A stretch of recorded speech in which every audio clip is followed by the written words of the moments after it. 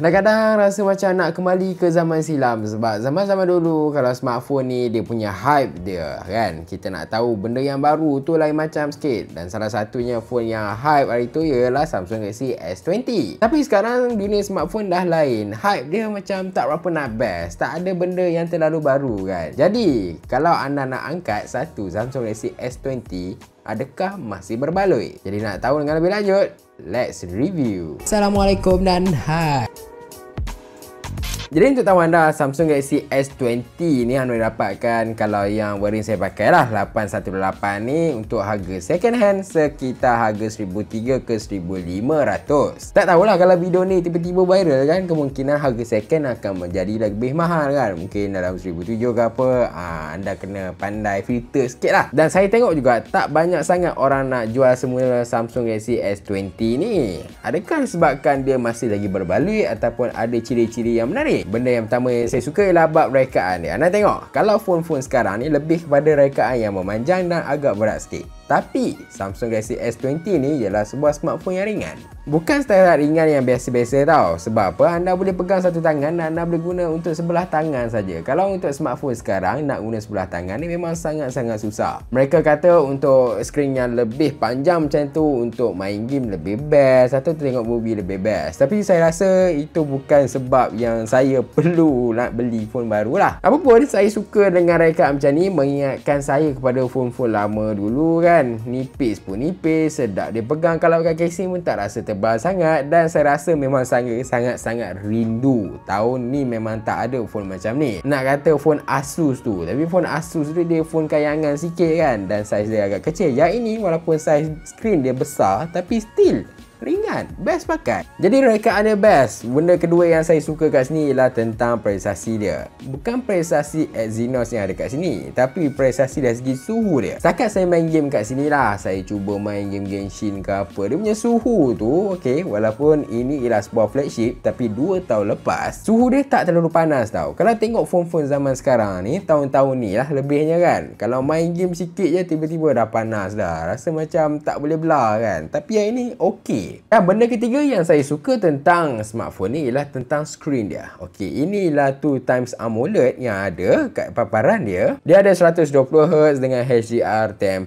Saya boleh katakan kalau nak tengok lah untuk kadar relevan dengan smartphone yang ada sekarang, kemungkinan ada beza sikit. Beza dia tu dari segi dia punya kecerahan, sharpness dia kan. Dekat sini sebab 2 tahun lepas, tapi dia punya rasa macam kejanggalan 2 tahun lepas tu tak terlalu banyak. Sebab kita tahu skrin AMOLED memang sangat-sangat cantik, tapi dia akan ada masalah lah. Macam yang ini kita ada masalah macam kuning-kuning sikit ataupun green tint kan, yang mana bagi kata tak shock lah. Dan satu faktor yang wow dekat sini yang membuatkan kita hype pada tahun 2020 waktu dia dikeluarkan ialah tentang fingerprint dia. Macam anda tengok kat sini lah fingerprint dia, kalau anda touch sini dan dia akan buka. Tapi dia punya jangka masa buka tu perlu menunggu sikit. Dia tak macam saya punya Xiaomi 12 Pro kan.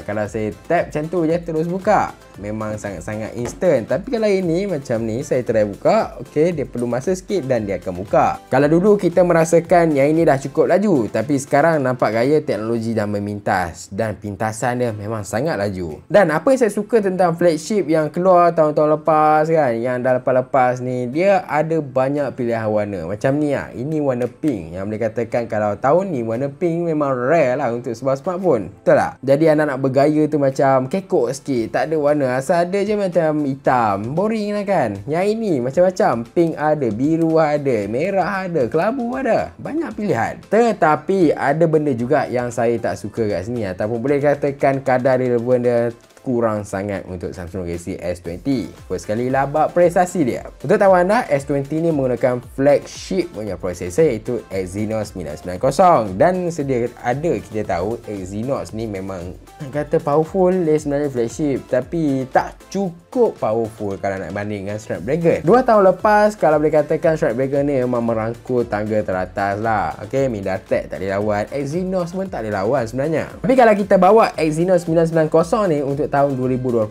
2022, saya berkatakan prestasi dia sekarang berada dekat tahap mid-range Snapdragon yang ada sekarang. Sebab prestasi dia, kalau anda cuba main game ke kan, anda boleh tengok lah, contoh macam Genshin Impact, dia punya frame dia akan drop kat sini, tak smooth sangat. Ada main game-game lain pun, ada certain dia setting paling tinggi, memang tak boleh guna, memang rasa macam janggal, rasa macam sekat-sekat, dia tak rasa flagship lah, senang cerita kat sini. Jadi kalau anda beli yang ini, anda akan dapat sebuah prestasi, boleh katakan prestasi mid-range yang tahap tinggi lah, bukan lagi flagship untuk tahun 2022. Yang kedua, anda boleh tengok kat sini lah kualiti kamera yang berbeza. Okey, ada satu side yang bagus, ada satu side yang tak bagus untuk smartphone ni. Side yang bagus anda nak tengok untuk kadar relevan 2022 ialah macam dia punya tangkapan biasa. Tangkapan biasa tambah-tambah dekat outdoor memang cantik, dia punya warna tu kena kan. Dia ada mid-range dia okey kat sini. Dan saya suka juga tentang portrait mode dia. Portrait mode dia boleh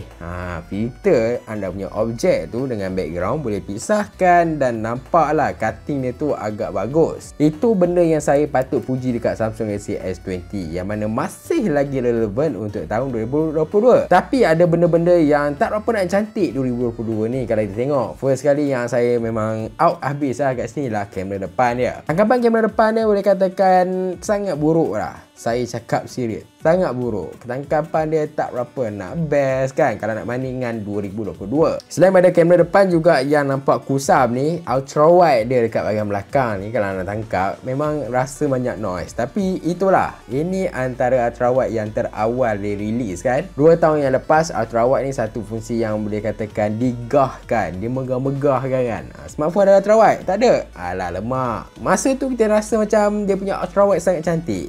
Masuk 2022, lain dah cerita dia. Dia rasa macam out sikit. Dan satu benda lagi ialah tangkapan malam dia. Okey, tangkapan malam ni kalau anda tak guna night mode dia, boleh katakan warna dia memang suram lah kat sini. Tapi kalau guna night mode, warna dia memang sangat bagus. Dia macam ada boost up kat sini kan. Dari segi warna, dari segi dia punya pencahayaan, dia boleh kawal dengan baik. Saya berkatakan, ini anda boleh rasa separuh mid-range, separuh flagship.